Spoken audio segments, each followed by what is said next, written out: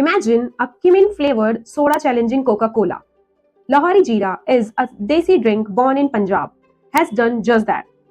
In a few years, it raised from 80 crore revenue in 2021 to over 312 crore revenue in financial year 2024, and now eyes for 500 to 1000 crores in revenue.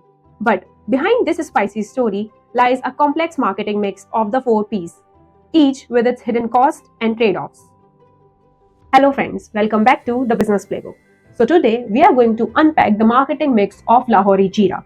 How this 10 rupee bottle is gaining momentum so rapidly and challenging the stardom of Coca-Cola and Pepsi in India, and what challenges lurk beneath. So before we dive deep into the case study of Lahori Jeera, let's first understand the concept of marketing mix. In marketing, we define marketing mix as the set of controllable variables that help the business influence the buyer's response. These controllable variables are the four P's of marketing: product, price, place, and promotion. Every business strives to build such a composition of the four P's which can create highest level of satisfaction for the consumers and at the same time meet the business goals. So, the product here refers to the product or service offered by the business. This drink is the product of Lahori Jeera. Then price. Price is the amount charged for the product offered by the business. Rupees 10 for 160 ml of this drink is the price of this bottle. Then place. Place is where the product is made available to the consumers. Lahori Jeera drink is available in kirana stores and outlets, retail outlets in North India region. And at last, promotion. Promotion is the process of informing, persuading, and influencing the consumer to buy the product. The ad campaign Har Koi Pira Lahori Jeera is a type of promotion done by the Lahori Jeera. Their flagship product is a carbonated Zeera soda. Thick cumin, black salt, lemon, and other Indian spices in a frizzy bottle. As one analysis puts it, it's a carbonated spiced drink infused with cumin, black salt, and lemon. This product taps deep nostalgia. The founders, three Punjabi cousins, wanted to bottle the tangy street-style drink of their childhood. They iterated the drink relentlessly until the formula delivered that familiar zing. And by 2017, they hit the mark. Lahori's lineup has since grown. Besides Zeera, they offer Nimbu, Sikanji, Kacha Aam, Imli Banta, and even Masala Cola, all made from natural ingredients. Crucially, they avoid preservatives and use hygienic PET bottles. The image above shows Lahori's simple bottle. No fancy labeling, but a desi hi changa vibe. Their product strategy is to own the traditional Indian flavor as its unique selling proposition, filling a gap that Coca-Cola, Pepsi, and other fruit drinks ignored. Yet, this authenticity comes with a risk. Can such a niche taste win mainstream appeal beyond Punjab? Perhaps the most eye-catching price decision is Lahori's Rs 10 tag. A 160 ml bottle sells for just Rs 10. That ultra-low price is a double-edged sword. On one hand, it democratizes the drink, making it an everyday treat for India's mass market. On the other, it squeezes margins to the bone. After India's 40% GST on sugary drinks, that 10% bottle leaves only about 6 rupees. Then middlemen eat away roughly 3 rupees more. Retailers may take 2 rupees more and distributors 1. This means Lahori has barely left rupees 3 per bottle to cover ingredients, packaging, and freight and profit. So, how do they make that work? Through brutal cost control. By automating plants and buying ingredients in bulk, Lahori keeps raw material costs low.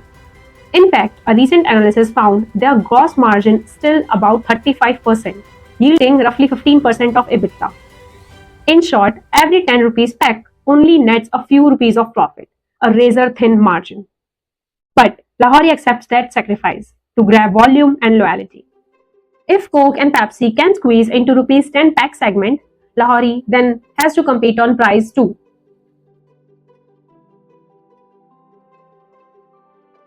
Their place strategy has been intensely ground focused. They started in Ludhiana, Punjab, then methodically expanded to neighboring states.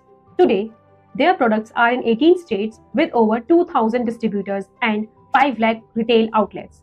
most sales come offline in local kirana stores, dhabas, and stalls, exactly where consumers love the drink in glass cups. The founders didn't just spray and pray the distribution. Initially, they pitched retailers directly, securing pre orders. They only partnered with established beverage distributors, those with dedicated delivery fleets, to ensure quick restocking. This built trust in the product in each neighborhood before expanding further. During peak summers, Lahori reportedly sells 5 million bottles per day in India. Such volume needs huge logistics. Recognizing this, they invested in manufacturing close to demand centers, thus developing plant in Punjab and Gujarat, with a new UP plant coming. This cuts freight costs and stockouts. For years, their promotion strategy has been non existent by necessity. For the initial 5 years, the brand operated with zero marketing expenditure, relying entirely on word of mouth and local sales pitches. The founders could not afford big ad campaigns or celebrity endorsements, like the Coca-Cola players already had all the stars. Instead, they became local celebrities themselves. Taste testing at college fest, distribution ends, and forging a cult following in Punjab with grassroots buzz. It wasn't until 2024 that Lahori spurred on a major ad campaign, branded Har Koi Pira Lahori Jeera. The debut TVC was crafted to add aspirational pride to the drink. The narrative is clear. Everyday people happily sipping Lahori, reinforcing the drink is cool for all classes. This was a turning point. 7 years of groundwork, then a leap into national spotlight. The timing made sense. Revenue was soaring, and they needed a brand image beyond Punjab. Still, Lahori's promotion remains selective. They haven't rushed into digital bids or national sports tie-ins. Instead, they use crisp slogans, Desi Hi Changa, and earned awards like winning the IAA Best Ad Film Award.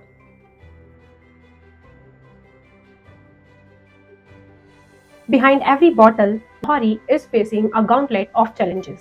First is the capital-intensive scaling.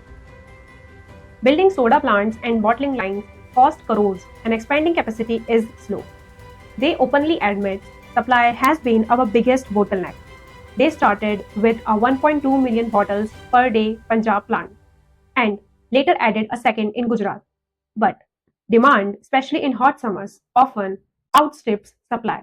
This means missed sales or angry distributors. Second, taxation. A steep 40% GST on sugary drinks brutally eats into their price point. After tax, that 10 rupee becomes 6 rupees. Add logistic costs and profit per bottle are microscopic. Lahori essentially pads production efficiency to survive, even shrinking bottle size from 200 ml to 160 ml just to keep price at rupees 10. And any change in tax policy or raw material prices could upset this delicate balance. Then there is the competitive heat. For decades, Coca-Cola and Pepsi dominated carbonated soft drinks.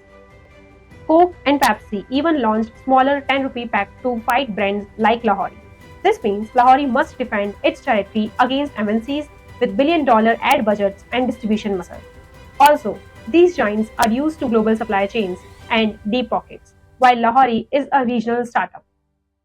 And finally, there is the infrastructural challenge. Most of India's potential drinkers are in Tier 2 or Tier 3 cities and rural areas. Reaching every one of them is hard. Poor roads, spotty refrigerators, and fragmented outlets. Lahori's deep penetration into Punjab and parts of North India doesn't automatically translate to other regions. Without plans in the west, south, and east, freight costs skyrocket, making expansion tricky. On paper, Lahori's journey looks like a fairy tale, but in reality, it is gritty. What if it fails to overcome these challenges? What will happen? If Lahori fails to fully scale, one possible outcome is regional stagnation. It might remain a cult favorite in North India, but never achieve true national brand status. Big players would then swoop in.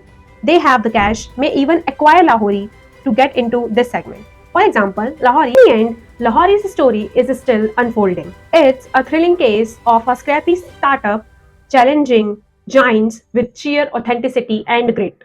But the underlying question remains, will Lahori Jeera become the spicy thumbs up of the new India?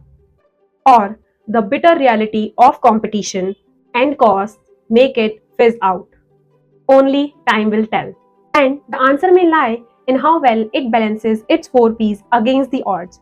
So, if you find this case study insightful, hit that like button. And what do you think? Can Lahori Jeera rewrite Indian beverage story? Or will legacy cola giants squeeze it out? Drop your thoughts in the comments below. And hit the subscribe button for more such insightful case studies on world's biggest companies. I will see you in the next video next